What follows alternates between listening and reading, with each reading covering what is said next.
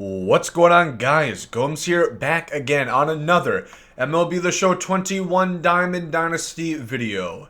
Some collect rocks, some collect state spoons, some collect basketball highlight videos for thousands of dollars on the internet. But the question remains, can you complete collections in MLB The Show 21 whilst being more cheap, being more penny pinching than the Rays ownership? Today we find the answer is yes. I'm going to tell you how to do so.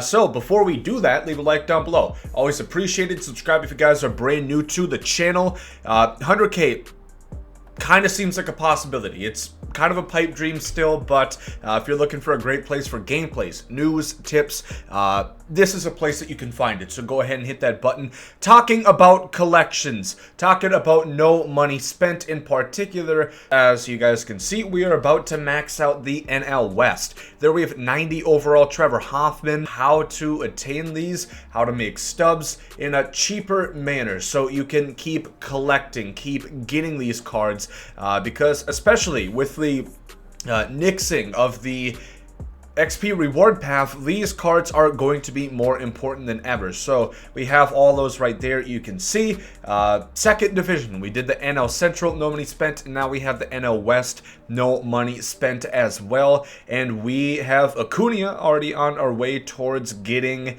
Tom Glavine and then such Alfonso Soriano. So getting into tips on how that you guys can do this. What should you be doing? First and foremost, I just want to mention, if you are playing the game, truly, the best thing that you can do is Showdown. Yes, it might seem a little daunting if you are a newer player, but I promise you, once you get into the swing of things, I've talked to so many people who had issues last year. They've now had some more experience. They just breeze through it. It's like not even a thought anymore. They just go into some subconscious being where their eyes just roll in the back of their head. They're watching Attack on Titan and they're just beating showdowns. That could be you, unless you don't like anime, so maybe minus the Attack on Titan part. So maybe substitute it with Breaking Bad. You do earn those good players, those 88s, which kind of tied you over of needing to go out and spend those stubs on the market for a Adley Rutschman, for a Kenny Lofton, so you can go ahead and sell those cards and use that for collections. Because at the end of the day, what you may or may not know if you guys are new to the game, everybody that is 90 plus is on a higher threshold, or rather a lower chance of being pulled.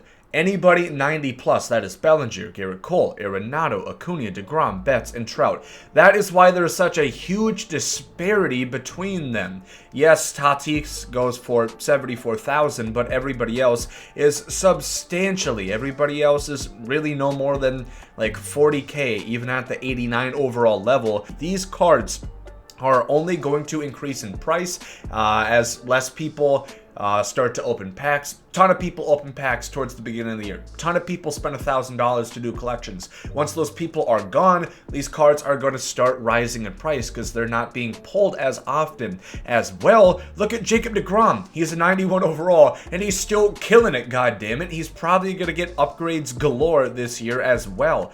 So that plays into factor as well. And these are going to only raise in price, so I definitely recommend trying and getting these sooner opposed to later. You are also going to get a bunch of packs, which, are you going to pull something? Probably not, but there's always that sweet thought, that wet dream of maybe pulling something good from Ballin' Is a Habit, from these Team Affinity packs, which again are just the show packs but reskinned. So completing collections for cheaper, quite cool. Something else quite cool, today's sponsor, Manscaped. Have you ever wondered how your private region could get a barber quality cut, all without the worry of nicking your nads?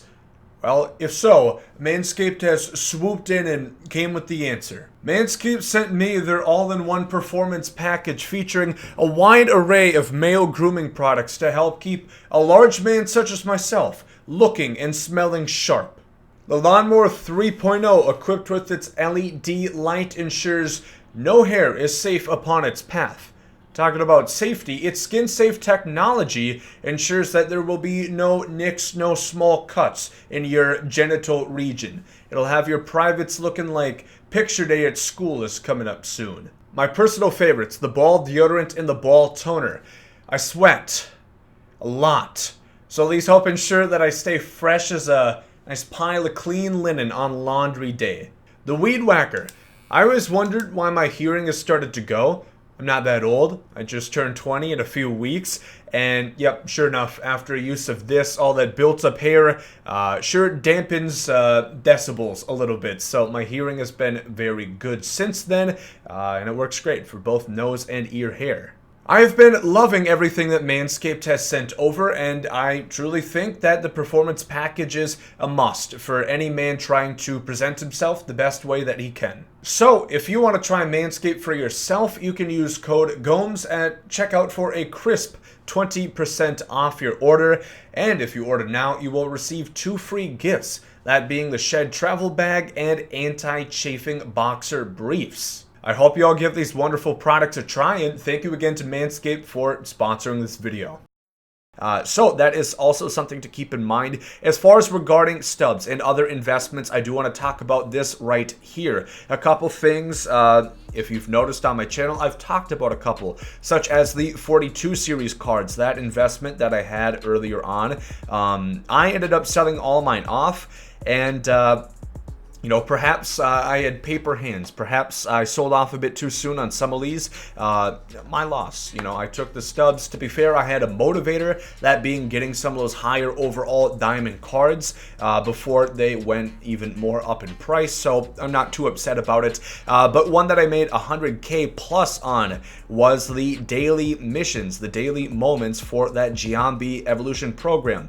This is something that you guys are going to want to pay attention to. Keep in mind for once we hit the month of May, once the May daily moments come out, whatever new evolution program we have, keep an eye on what position they are, because there's going to be an exchange mission for them. I was buying max muncies for 1,025 Stubs the day before that Jason John became obtainable due to how many daily moments you had to complete. Next day I was selling them for like, I want to say 2,400.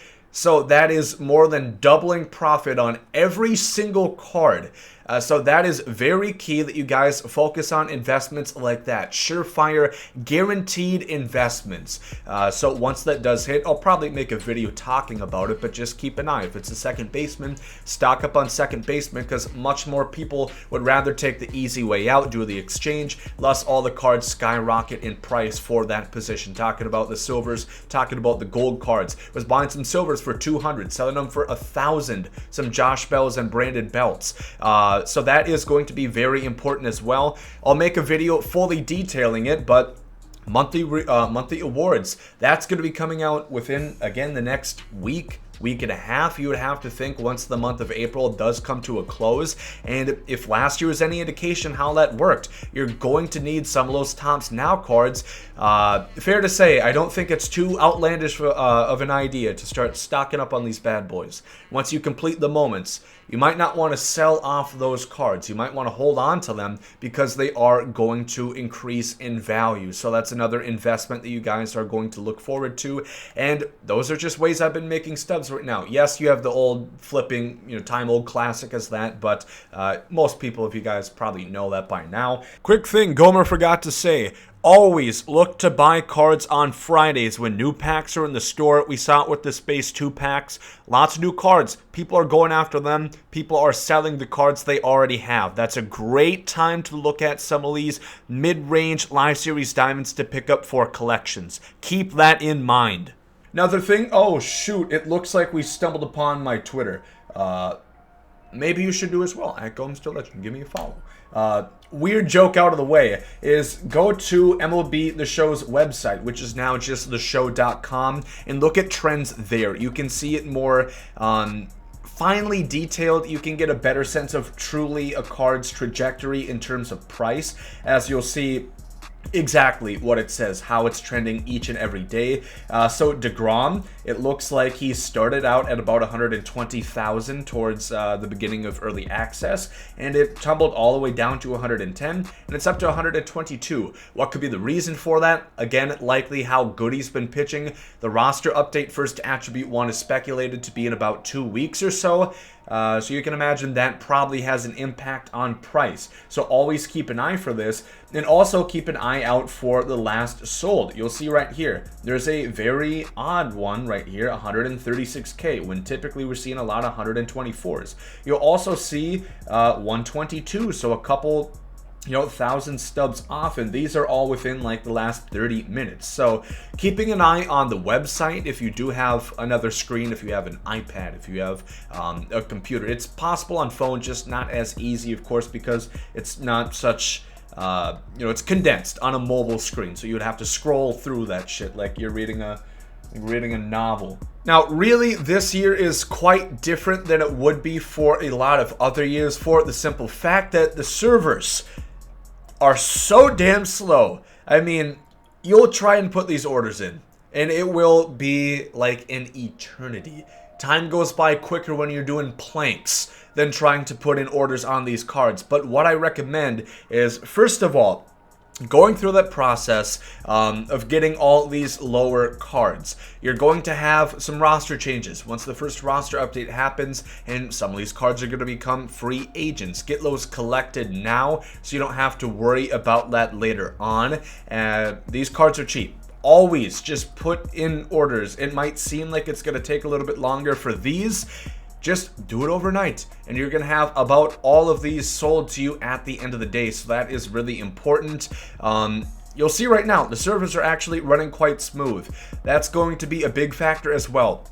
From what I've noticed in this very hellish turmoil of MLB 21 servers through the first week and a half or so, I of course started on early access, is usually, no matter what, the beginning of the morning, if you wake up around like 8 a.m. Eastern, would be 5 a.m. Pacific, kind of a hardship at that point, kind of out of your way. But I do think the servers run a hell of a lot better then. So if you can manage to be up during the day, even right now at 11:20 Central Time, it is running quite well. I definitely recommend that you guys try and capitalize that. I usually would recommend doing cards at night because that's when they seem to go a bit quicker. That's when they seem to be a little bit cheaper. But you really cannot afford to have to sit through 25 seconds to put in a single buy order on one card when you need 40 per team. So I definitely recommend trying dualies earlier on in the morning.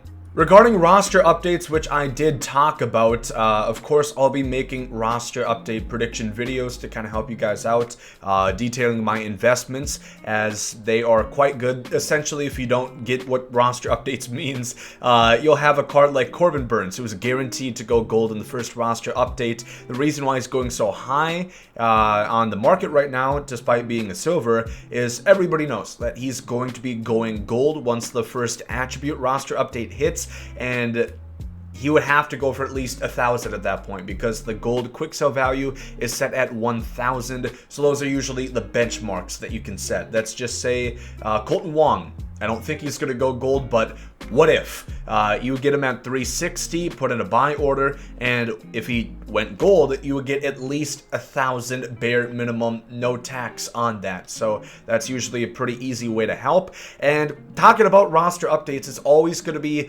pretty important for you to be keen on at least the ones that are, really high, such as Corbin Burns, to kind of catch up on him before he goes to 3,000 stubs for a silver, because obviously that is the price of a really high gold. And you don't want to be spending that for silver cards. So keeping an eye on who's doing well in the season is also going to help you. Same thing for guys going down, for example. There's a plethora of guys. A lot of people have speculated Fernando Tatis Jr., who's not had a meteoric start to the season. Of course, missed a little bit of time with that injury he sustained, but looking at who might go down and waiting on picking up those cards. So I'll be honest, Was it the smartest decision for me to do the NOS picking up Tatis, knowing the roster update's going to be probably 2 weeks away? Perhaps not, because at this point, actually, no. Never mind. Tatis is the cover boy. He's not getting downgraded. Javier Baez last year was the one gracing the cover, and just casually had an OPS lower than Ben Revere's career OPS. So quite impressive, and he quite a feat to maintain at Diamond that entire time. So, but you guys get what I mean. It applies for any guy, any Diamond that might go down, especially somebody that might go from Diamond to Gold. Because let's just say Darvish, for example, obviously not going to happen. But if he did, you would obviously want to hold off because that card's going to go for anywhere between, you would think, 1,000 to 4,000 at that point, because it comes a lot more common of a card. It's pulled more often. There's more quantity. There's going to be a much cheaper price at the end of the day. And yeah, that's how I've gotten to completing 2 sections of the NL West at this point. And yeah, hopefully this helped you guys out. No money spent collections. If you guys did enjoy this one, leave a like down below. Subscribe if you guys are new. Let me know how far you guys are in collections. Let me know how servers are working for you. Fingers crossed. Knock on wood that they're good. Hope you guys have a great day. There goes some Saudi.